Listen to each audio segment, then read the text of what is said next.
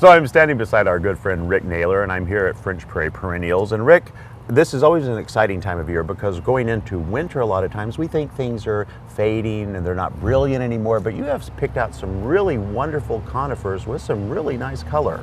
Right. Well, I mean, people tend to focus on the spring and summer when they're talking about their gardens, and they lose sight of the fact that the most important time of the year we need color is now, because everything's either gray, gray or green. It's I mean, that's basically it. Yeah, when you look out your window, you would like to see that pop of color. Absolutely. So you picked out some of your favorite conifers. Tell us about what they are and why you like them so much. Well, the first one I'm going to talk about here is AB's Coriana Icebreaker.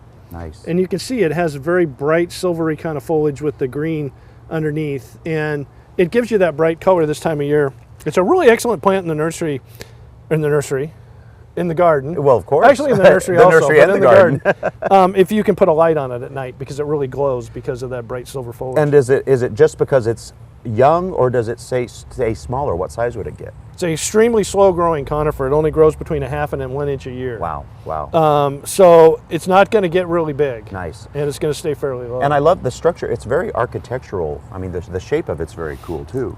Right, it is. It actually have more of a mounded kind of look to it when it gets fully grown, but nice. that takes quite a bit of time. And what else you have for us? Well, the next one I want to show you is a really rare plant. This is Cupressus Kelabra Aria. Wow. Which has the blue-green old foliage and then brighter gold growth, which comes on in the fall and kind of stays pretty much through the winter. Really? And it gives you that bright color. It's going to get fairly large. It's going to get into that 15 to 20 foot range, but you can't beat it for the color this time of year. Yeah, I would imagine that at like dusk it would almost just glow with that light color. Absolutely. It's a great focal point in the landscape.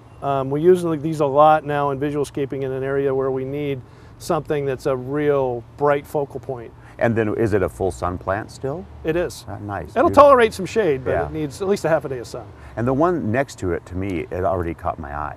This is another Cupressus Kelabra. This is called Raywood's Weeping. And very, very narrow growth habit. You know, it's not going to get any wider than about 3 or 4 feet. Really? And can get up to, if you stake it, it can get up to 15, 20 feet tall. But if you don't stake it, it's going to kind of have that weeping. Because its form. nature is to be a pendulous form. Absolutely. So you can train it up if you want to do that. Absolutely, but extremely narrow. Yeah, really nice. And then we've got this is another dwarf tree called Golconda, which is a Leyland cypress, but it's a very slow growing form of a Leyland cypress. Really? This is actually a plant that we've used in visualscaping a couple of times where we've planted them, because you can prune this into a hedge. Oh, okay. It's very prunable. It grows about half as fast as a typical Leyland cypress does, but always has this bright gold growth to it, and it's another plant that is extremely bright in the landscape. And you know, sometimes I don't think we think of conifers so much as hedge plants, but when you get it right, I can see that as being a stunning hedge. That would absolutely be beautiful. Oh, absolutely, because when it starts to grow out, you'll get kind of a checkerboard look to it with the bright yellow new foliage and then the darker green old foliage. So it is a beautiful hedge. Wonderful. And another one I want to talk about here is, this is a dwarf blue spruce called St. Mary's Broom. And the thing I like about this is the new growth that flushes out in the spring is kind of a creamy yellow. Really? Yeah.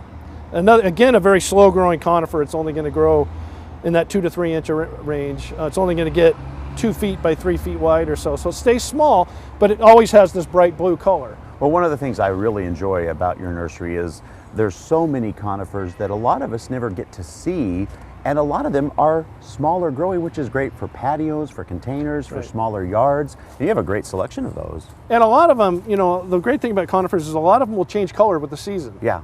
Now, for example, this is Pinus contorta Chief Joseph, which is another extremely slow growing conifer, 2 to 3 inches a year. In the summertime, it's green. It's already starting to get its winter color, which is going to be this bright, bright, bright gold like this. And it's even more intense than this once we get some colder temperatures. Nice. And again, it's just not going to get huge like a lot of conifers used to do in our gardens. Well, because it grows so slow, and with candling, you can actually keep it and cut the growth rate down even more. So you can actually keep this pretty small for quite a long period of time. Well, you know, every time we come out to French Prairie Perennials, we have a wonderful time. We get all kinds of great plants to look at and ideas. You can go to gardentime.tv. We'll click you over to their website. You can also get information on their visualscaping, which is a great idea if you want some help in your yard with landscaping.